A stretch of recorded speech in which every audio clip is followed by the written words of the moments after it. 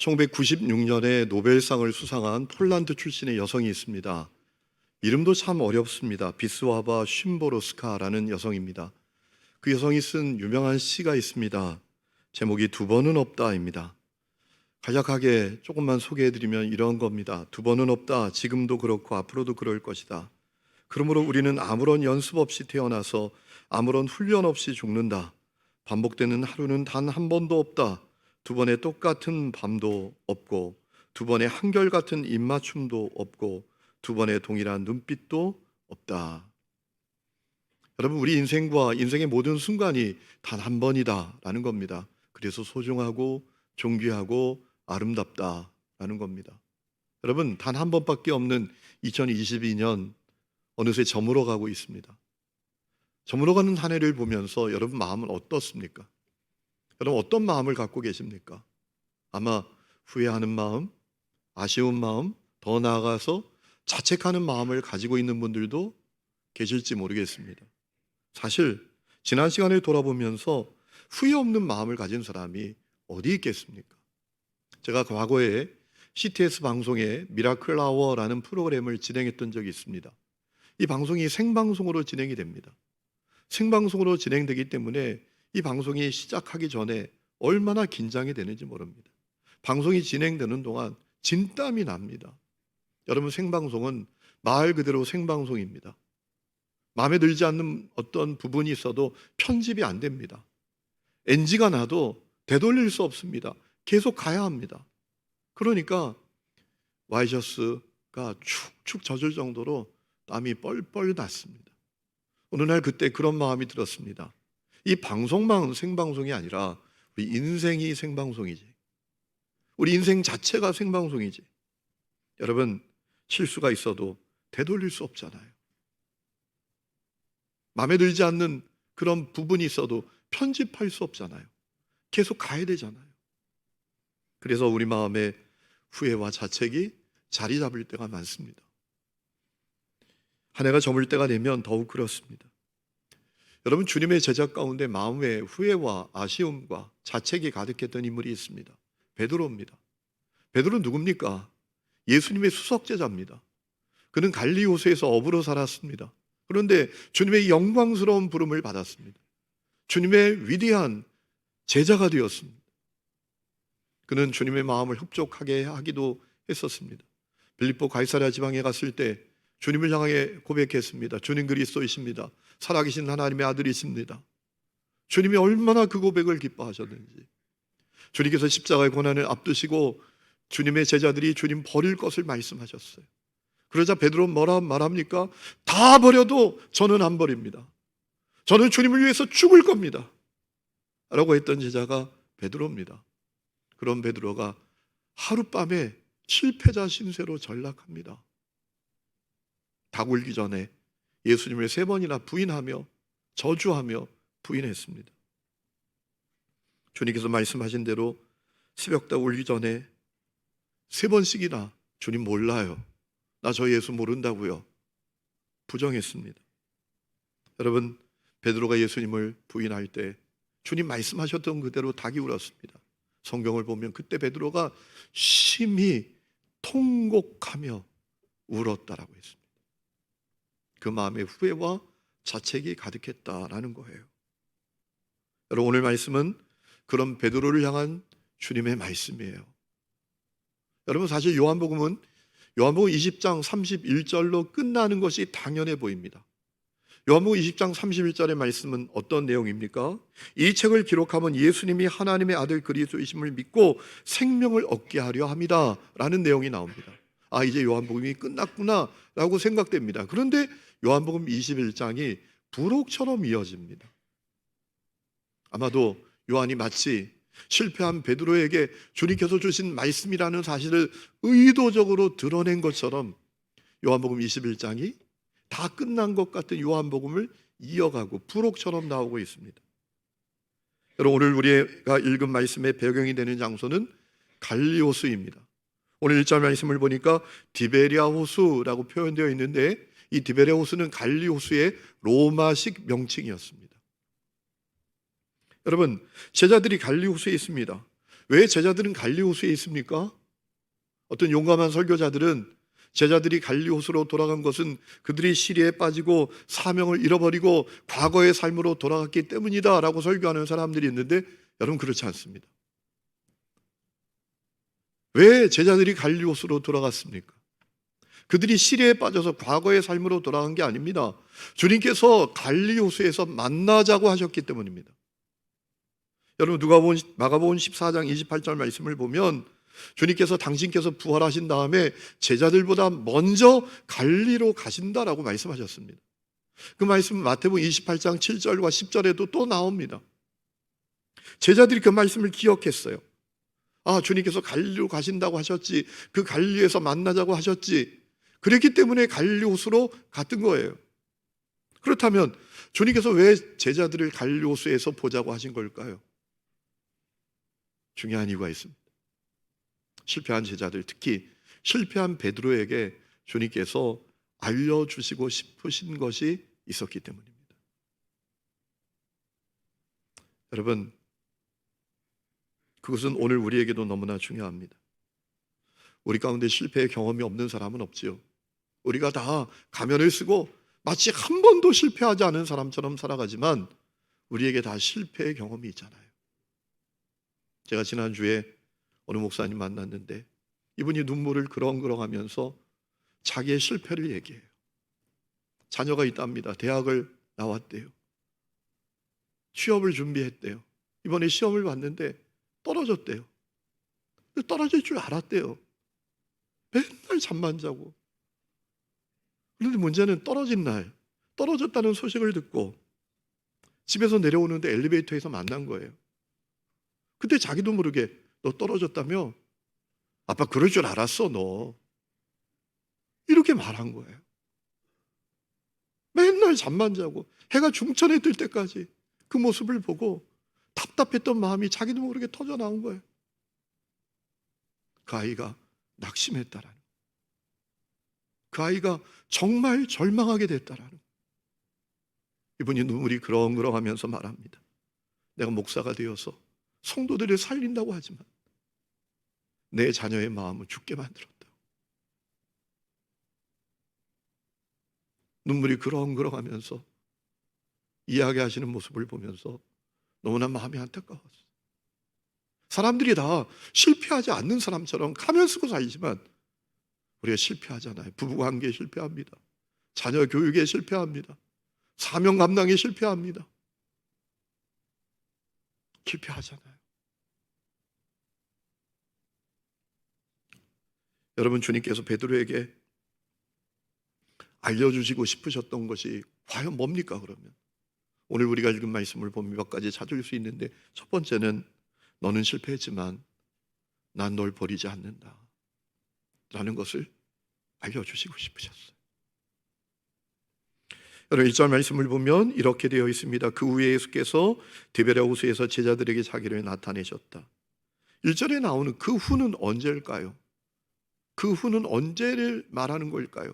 구체적으로 자세히 알 수 없지만 아마도 부활하신 예수님께서 자기도 예수님처럼 죽을까 봐 두려워 덜덜 떨고 있는 제자들에게 찾아가셨던 그때로부터 언젠가의 시간, 얼마의 시간이 지난 그때라고 생각해 볼 수 있을 것 같아요.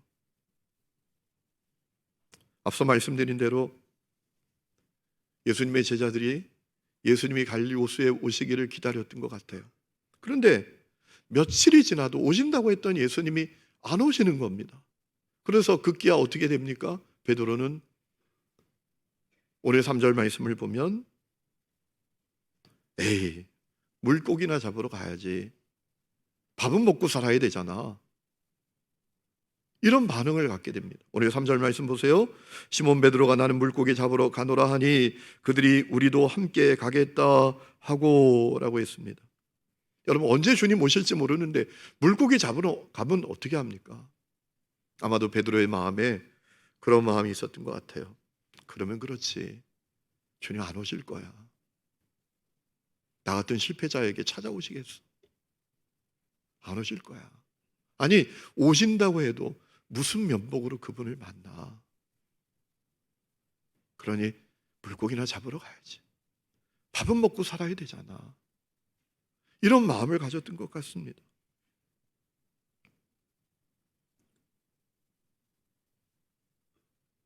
하지만 주님의 마음은 달랐습니다. 주님은 실패자가 된 베드로에게 찾아가셨습니다. 오늘 4절 말씀 보면 날이 새어 갈 때 예수께서 바닷가에 서셨으나 제자들이 예수이신 줄 알지 못하는지라 라고 했습니다. 주님은 오셨어요. 주님은 실패자에게 찾아오셨어요. 오실 리가 없어. 실패자에게 오시겠어? 그런 마음을 갖고 있는 제자들에게 오셨어요. 여러분, 베드로에게 주님이 알려주시고 싶으셨던 것이 있습니다. 너는 실패했지만 난 널 버리지 않는다. 여러분, 주님의 그 마음은 베드로가 실패자가 될 것을 뻔히 아셨던 때에도 변함없는 마음이었습니다. 누가복음 22장 말씀을 보면 제자들이 싸우기 시작했잖아요. 왜 싸웠습니까? 누가 크냐 때문에. 우리 중에 누가 크냐? 이거로 싸웠어요. 주님이 너무 답답하시니까 야 너는 이방인하고 달라야 되잖아. 저 세상 사람들하고 달라야 되잖아. 내가 너희들 가운데 섬기는 자도 있잖아. 그러니 섬겨야지 라고 말씀하신 다음에 베드로에게 아주 중요한 말씀을 하셨어요. 이렇게 말씀하셨습니다. 시몬아 시몬아, 사단이 밀가부르듯 하려고 너희를 소나기에 넣기를 요구했지만 내가 너희 믿음이 떨어지지 않도록 기도했으니 돌이킨 후에 너희 형제를 굳세게 하라. 그러니까 주님은 베드로가 실패자가 될 것을 뻔히 아셨던 겁니다. 모르지 않으셨어요. 그런데 그때에도 베드로는 실패해도 주님은 베드로를 버리시지 않으셨어요. 여러분, 오늘 이것이 저와 여러분을 향한 주님의 마음인 것을 깨닫게 되시기를 축원합니다. 두 번째, 베드로에게 알려주시고 싶으셨던 것이 있습니다. 모두가 실패자인 너를 정죄해도 난 널 정죄하지 않는다 라는 겁니다. 여러분, 오늘 말씀을 보면서 너무나 감동되는 것이 있는데요, 주님께서 베드로의 실패에 대해서 언급하지 않으셨다라는 거예요. 5절 말씀을 보니까 베드로에게 찾아오신 주님께서 물으십니다. 얘들아, 너희에게 고기가 있냐? 라고 물으셨어요. 있을 리가 없지요. 3절 말씀을 보면 그날 밤에 한 마리도 못 잡았습니다. 밤새도록 고기를 잡았는데 한 마리도 못 잡았습니다. 여러분, 베드로는 또 실패했습니다. 주님을 배반해서 실패했습니다. 주님을 기다리는데 실패했습니다. 또 고기를 잡는데도 또 실패했습니다. 실패 인생이에요, 베드로가. 그런데 주님은 베드로의 실패에 대해서 1도 언급하지 않으십니다. 너에게 고기가 있냐? 라고 물으시자 제자들이 없습니다 라고 대답하니까 뭐라고 말씀하십니까? 그물을 배 오른편에 던져라. 그러면 잡을 거야 라고만 하십니다. 여러분, 이 말씀 어디서 많이 들어본 말씀이잖아요. 누가복음 5장 말씀을 보면 베드로가 주님을 만나는 장면이 나옵니다. 그날도 밤새도록 고기 한 마리 못 잡았습니다. 그때 주님께서 베드로에게 깊은 데로 가서 그물을 내려 고기를 잡으라 라고 말씀을 하셨어요. 베드로가 말씀에 순종했습니다. 그물을 던졌습니다. 그물이 찢어지게 고기가 잡혔습니다. 그러자 베드로가 주님 앞에 엎드립니다. 무릎을 꿇습니다. 그리고 뭐라 말합니까? 주님, 나를 떠나세요. 나는 죄인입니다. 주님, 당신 같은 분, 저 같은 사람 상대하면 안 됩니다. 저 같은 사람 가까이 하시면 안 됩니다. 주님, 나를 떠나세요. 난 죄인입니다 라고 고백하지요. 여러분, 그때 주님께서 베드로의 죄에 대해서 1도 언급하지 아니하십니다. 베드로 정죄하지 않으십니다. 다만 이렇게 말씀하십니다. 무서워하지 마라. 이제부로는 너가 사람을 취할 거야 라고 하셨어요. 여러분, 주님께서 그때처럼 베드로의 실패를 1도 언급하지 않으시고 그물을 배 오른편에 던져라 라고 말씀하신 것은 이것을 알려주시고 싶었던 거예요.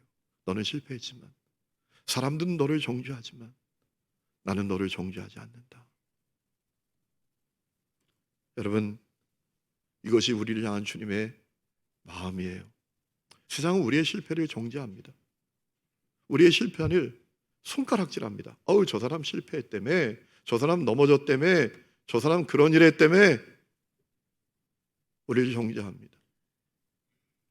그래서 수많은 사람들이 가면을 쓰고 살잖아요.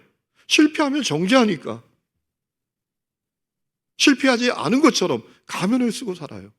그런데 문제는 교회 안에 있는 사람들도 가면을 씁니다. 주일마다 가면 무도회가 벌어집니다. 마치 일도 실패하지 않은 것처럼 주일마다 가면 무도회가 벌어져요. 전혀 실패하지 않은 사람처럼 그럴듯한 표정을 가지고 와서 살아요. 예배를 드려요. 교제를 해요. 그러나 그 마음에 기쁨이 없죠. 평강이 없죠. 자유함도 없죠. 그래서 결국 어떻게 합니까? 어느 날 결정하는 겁니다. 이제 더 이상 가면 무도회에 참여하지 말자. 이제 연기를 하기에 지쳤다. 이제 연기하기에도 지쳤어. 피곤해. 떠나자. 이 가면 무도회를 떠나자. 그리고 주님을 떠나는 사람들이 많잖아요. 사람들이 실패를 정죄하니까. 그런데 여러분, 우리 주님은 실패를 정죄하지 아니하십니다. 여러분, 예수님의 보혈은 우리의 실패를 씻고 우리의 죄를 덮는 보혈이에요. 우리에게 자유와 해방을 주시는 보혈인 줄로 믿습니다. 우리가 전심으로 우리의 실패를 회개하고 돌아서면 정죄하지 않으세요. 로마서 8장 1절에 말씀하셨죠. 그리스도 예수 안에 있는 자에게는 결코 정죄함이 없나니 이는 그리스도 예수 안에 있는 생명의 성령의 법이 죄와 사망의 법에서 너를 해방했다. 이사야 43장 25절에도 나하고 나는 나를 위하여 내 허물을 도말하는 자니 너의 죄를 기억하지 않는다라고 하셨어요.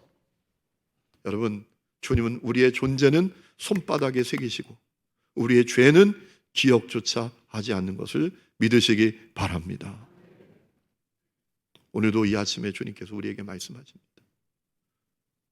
너는 실패했지만 나는 너를 정죄하지 않는다. 세 번째, 주님께서 베드로에게 알려주시고 싶었던 것이 있습니다. 네가 실패자하여서 사람들은 너를 비난해도 나 널 위로하고 너를 격려하기를 원한다. 여러분, 베드로가 말씀에 순종했을 때 그물을 들 수 없을 정도로 고기가 잡히니까 어떻게 하죠? 작은 배를 갖고 가서 그 그물을 옮겨냅니다. 고기가 가득한 그 그물을 작은 배를 이용해서 이제 육지로 옮겨 오는 거예요. 자, 제자들이 육지에 올라왔더니 놀라운 장면이 거기 벌어졌어요. 숯불이 있고 떡과 생선이 준비되어 있는 거예요. 누가 준비해 놓으신 거죠? 우리 주님이 제자들 위해서 준비해 놓으신 겁니다. 주님께서 제자들에게 말씀하셨어요. 와서 조반을 먹자. 얘들아, 와서 밥 먹자 라고만 하셨어요. 여러분, 이 주님의 말씀은 엄청난 메시지가 들어있는 말씀이에요. 와서 밥 먹자. 이 이야기는 놀라운 이야기입니다. 여러분, 우리가 누구하고 밥 먹습니까? 우리가 누구하고 겸상합니까? 여러분, 인간 같지도 않은 사람하고는 겸상하지 않습니다. 원수 같은 인간하고 겸상하지 않습니다. 사람 취급도 못 받는 인간하고는 겸상하지 않습니다. 그러니까 우리가 누구한테 저하고 밥 같이 드시죠? 라는 것은 그를 최고의 사람으로 대접하겠다라는 메시지를 그에게 전하는 거예요. 여러분, 우리 주님께서 세리하고 창녀하고 자꾸 밥을 잡수시는 거예요. 바리새인들은 그것이 너무 못마땅했죠. 우리 비난하고 공격하고. 주님, 왜 세리하고 창녀들하고 밥을 잡수신 겁니까? 세상은 그들을 인간 취급하지 않아도 우리 주님은 그들을 최고의 사람으로 대접하시겠다라는 거예요. 그러니 주님께서 제자들에게 와서 밥 먹자라는 이 말씀은 놀라운 말씀이었어요. 주님 배반하고 실패자가 된 베드로에게 와서 밥 먹자라고 하신 것은 베드로가 알기를 원하신 거예요. 너가 실패해서 사람들은 널 비난해도 난 널 비난하지 않아. 너를 위로하고 격려하길 원한다. 너가 이것을 알았으면 좋겠어 라고 말씀하신 거예요. 여러분, 베드로가 그 주님의 마음을 알게 됐잖아요. 그래서 주님과 함께 밥을 먹으면서 그런 말문이 막혔어요. 오늘 여러분 12절 13절 말씀 보세요. 예수께서 이르시되 와서 조반을 먹으라 하시니 제자들이 주님이신 줄 아는 고로 당신이 누구냐 감히 묻는 자가 없더라. 예수께서 가셔서 떡을 가져다가 그들에게 주시고 생선도 그와 같이 하시니라. 주님과 함께 밥 먹으면서 말문이 막힌 거예요. 아마도 베드로가 먹는 그 밥에 빵에 그의 눈물이 뚝뚝뚝 떨어졌을지 몰라요.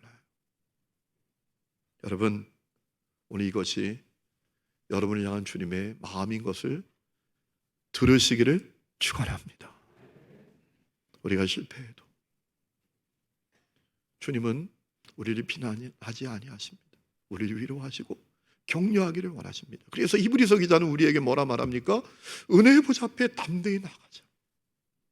히브리서 4장 15절에 말합니다. 우리에게 있는 대제사장은 우리의 연약함을 동정하지 못하실 뿐이 아니다. 우리 연약함, 우리의 실패를 주님 긍휼히 여기시고 불쌍히 여기시고 동정하신다라는 겁니다. 그렇기 때문에 16절 우리는 긍휼하심을 받고 때를 따라 돕는 은혜를 얻기 위해서 은혜의 보좌 앞에 담대히 나아갈 것이니라 라고 하셨어요. 여러분, 주님의 이 마음을 모르면 평생 피하며 살아요. 평생 숨으며 살아요. 그런데 그 마음에 기쁨이 없죠. 자유함이 없죠. 네 번째, 주님께서 베드로가 알기를 원하셨던 것이 있습니다. 사람들은 실패자가 된 너를 다 외면해도 나는 너를 끝까지 사랑한다. 여러분, 실패하면 외면하잖아요. 고든 맥도날드 목사님이 실패했잖아요. 목회자였지만 성적인 범죄를 저질렀잖아요. 여러분, 그분이 그렇게 얘기해요. 늘 전화하던 사람들이 전화가 오지 않더래요. 연락하던 사람이 연락도 없대요. 찾던 사람이 찾지도 않더래요. 실패하면 외면하잖아요, 사람들이. 그런데 주님은 베드로 사랑하신다라는 거예요. 자, 베드로가 주님께서 준비해 준 아침 식사 다 마쳤습니다. 그랬더니 주님께서 뭐라고 물으셨죠? 15절, 요한의 아들 시몬아, 네가 이 사람들보다 나를 더 사랑하느냐? 여러분, 주님이 이렇게 물으신 의도가 뭡니까? 우리 주님이 베드로가 주님을 사랑하는지 사랑하지 않는지 모르십니까? 다 아십니다.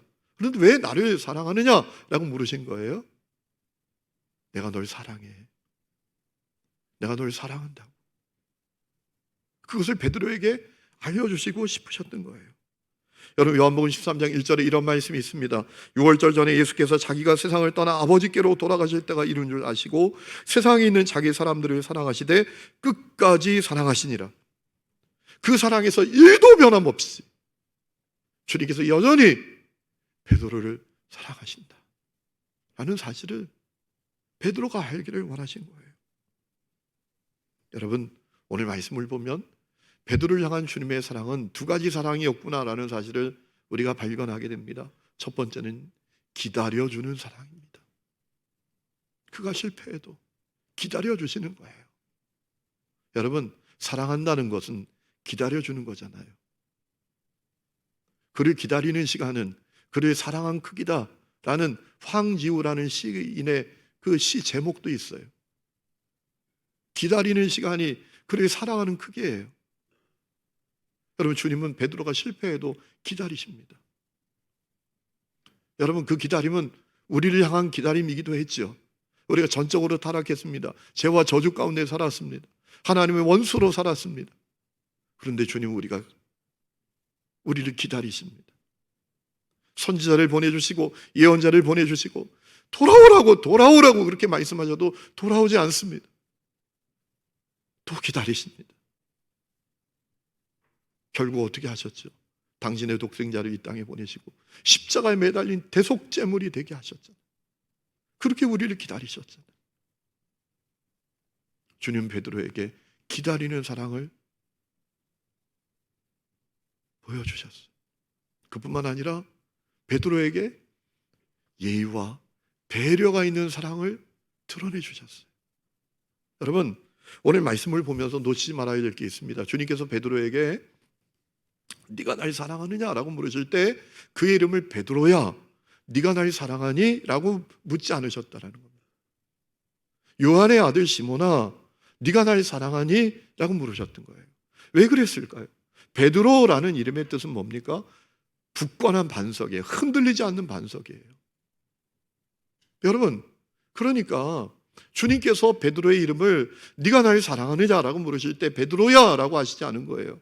베드로 스스로도 내 이름이 반석 같지 않다, 내 존재와 내 삶이 반석 같지 않다라는 사실을 누구보다도 잘 알고 있었어요. 반석 같은 이름을 내가 가졌다는 사실만으로 정말 민망하게 여기고 있는 마음을 주님이 모르시지 않으셨어요. 그래서 그 부모가 불러준 이름, 지어준 이름 시몬, 들음이라는 뜻인데요, 요한의 아들 시몬아, 네가 날 사랑하느냐? 라고 물으셨어요. 주님을 사랑하시되, 주님께서 베드로를 사랑하시되 배려와 예의가 있는 사랑을 드러내 주신 거예요. 여러분, 사실 이 사랑이 최고의 사랑이죠. 우리가 살아가면서 괴로울 때가 있잖아요. 언제 괴롭죠? 사랑이란 이름으로 행해지는 무례함을 경험할 때, 사랑한다고 함부로 하고 사랑한다고 막대하고, 이때 우리 마음이 정말 힘들잖아요. 주님께서 베드로를 사랑해 주시되 예의와 배려가 있는 사랑으로 사랑해 주셨어요. 성도 여러분, 이것이 저와 여러분을 향한 주님의 마음이에요. 마지막 다섯 번째는 사람들은 실패자인 너를 불신해도 난 널 믿는다 라는 것을 알려주시고 싶으셨어요. 주님께서 네가 날 사랑하냐? 라고 물으시니까 베드로가 뭐라고 말합니까? 그렇습니다. 그리고 주님께서 아십니다 라고 하셨어요. 그러자 주님께서 베드로에게 내 양을 치라 라고 하셨어요. 여러분, 베드로가 중요한 사실을 알기를 원하셨던 거예요. 그래, 난 널 믿어. 너 날 사랑하잖아. 내가 그걸 믿어. 그리고 널 믿어. 내 양을 쳐라 라고 하신 거예요. 여러분, 그 말씀을 듣는 베드로의 마음이 얼마나 뜨거웠을까요? 얼마나 감동이 되었을까요? 여러분, 그것 때문에 베드로 다시 일어설 수 있었어요. 그것 때문에 베드로 다시 회복되게 된 겁니다. 그것 때문에 자기의 전 생애를 주님께 드릴 수 있었던 거예요. 그것 때문에 십자가에 매달려 거꾸로 순교를 당하는 그 순간에도 끝까지 예수님을 부인하지 않고 그 길을 걸어갈 수 있었던 거예요. 여러분, 주님께서 오늘 우리도 그것을 알기를 원하고 계세요. 베드로에게 알기를 원하셨던 그것, 우리도 알기를 원하고 계세요. 너는 실패했지만 나 버리지 않는다. 너 버리지 않아. 너를 정죄하지 않는다. 난 널 믿는다. 사랑한다. 지지한다. 이것을 우리가 알기를 원하세요. 여러분, 우리가 실패하는 이유가 뭡니까? 주님의 말씀을 주님의 말씀으로 듣지 않는 거예요. 그래서 실패하는 거예요. 주님의 말씀을 주님의 말씀으로 들으면 해결돼요. 그런데 주님의 말씀을 주님의 말씀으로 안 듣고 내 생각에 사로잡혀 살아요. 내 생각은 이렇다라는 거예요. 내 생각은 이런 것이라는 거예요. 주님의 말씀을 주님의 말씀으로 들으면 문제가 없어요. 여러분, 다윗을 생각해 보세요. 다윗이 실패자입니다. 아니, 가장 충성된 그 신하의 부인을 뺏었어요. 간음죄를 지었어요. 그를 전쟁터에 보내서 죽여버렸어요. 살인죄까지 졌어요. 이게 인간입니까? 이게 왕입니까? 그런데 다윗이 그런 실패자가 되어도 말이에요, 주님이 다윗을 내 마음에 합한 자라고 하셨어요. 그 이유가 뭐예요 도대체? 여러분, 시편을 쭉 읽어가다 보면 답을 얻게 됩니다. 다윗은 주님의 말씀을 주님의 말씀으로 듣는 거예요. 여러분, 시편 16장 7절 이하에 보면 다윗의 이런 고백이 나옵니다. 제가 서번역 성경을 읽어드립니다. 주님께서 날마다 좋은 생각을 주시며 밤마다 나의 마음에 교훈을 주시니 내가 주님을 찬양합니다. 주님은 언제나 나와 함께 계시는 분, 그가 나의 오른쪽에 계시니 나는 흔들리지 않는다. 주님 참 감사합니다. 이 마음은 기쁨으로 가득 차고 이 몸도 아무 해를 두려워하지 않는 까닭은 주님께서 나를 보호하셔서 죽음의 세력이 나의 생명을 삼키지 못하게 하실 것이며 주님의 거룩한 자를 죽음의 세계에 버리지 않으실 것이기 때문입니다. 주님께서 몸소 생명의 길을 나에게 보여주시니 주님을 모시고 사는 삶에 기쁨이 넘칩니다. 주님께서 내 오른쪽에 계시니 이 큰 즐거움이 영원토록 이어질 것입니다. 여러분, 이렇게 고백하는 핵심은 무엇입니까? 7절에 고백을 하잖아요. 주님께서 날마다 좋은 생각을 나에게 주시고 밤마다 나의 마음에 교훈을 주신다. 그러니까 다윗은 주님의 말씀을 들은 거예요. 주님의 말씀을 주님의 말씀으로 들었던 거예요. 너가 실패했지만 내가 너와 함께한다. 널 버리지 않는다.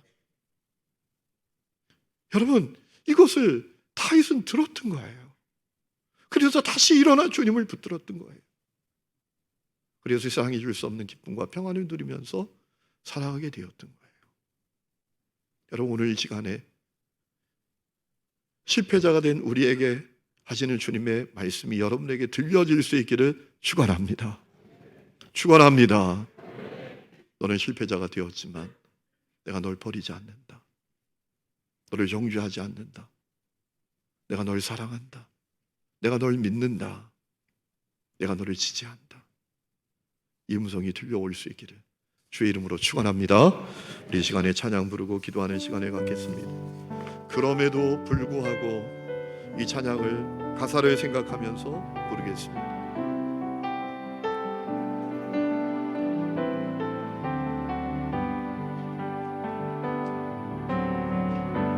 마음속에 어려움이 있을 때,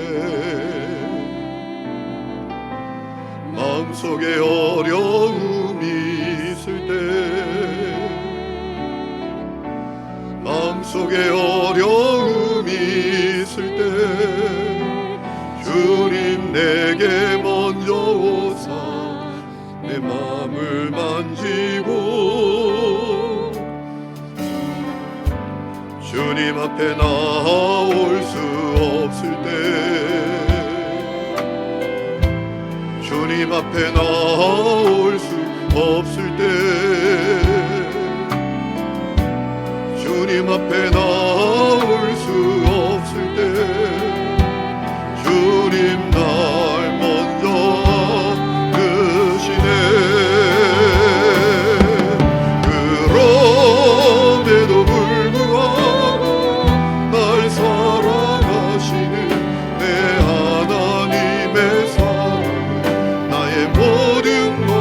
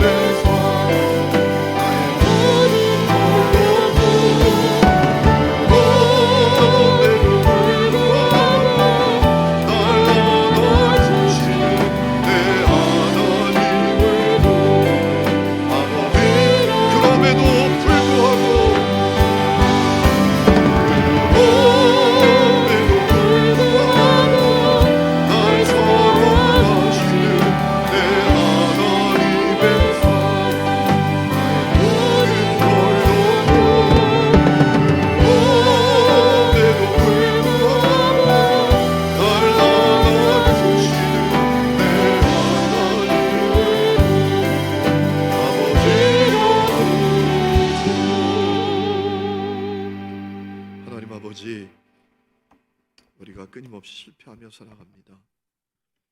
때로는 후회와 더 나아가서 자책하는 마음까지 나를 너무나 고통스럽게 하는 것을 느낄 때가 많습니다. 주님, 실패자가 된 베드로에게 하셨던 말씀이, 그가 알기를 원했던 그것이 오늘 우리가 듣기를 원하고 우리가 알기를 원하는 것인 줄로 믿습니다. 너는 실패했지만 난 널 버리지 않는다. 나는 널 정죄하지 않는다. 나는 널 사랑한다. 나는 널 믿는다. 너를 여전히 지지한다 라고 하시는 그 주님의 음성이 우리에게 들려오는 음성이 되게 하여 주시옵소서. 베드로가 그 음성 듣고 거뜬히 일어나 승리하는 인생을 살았던 것처럼 우리에게도 그 은혜를 허락하여 주시옵소서.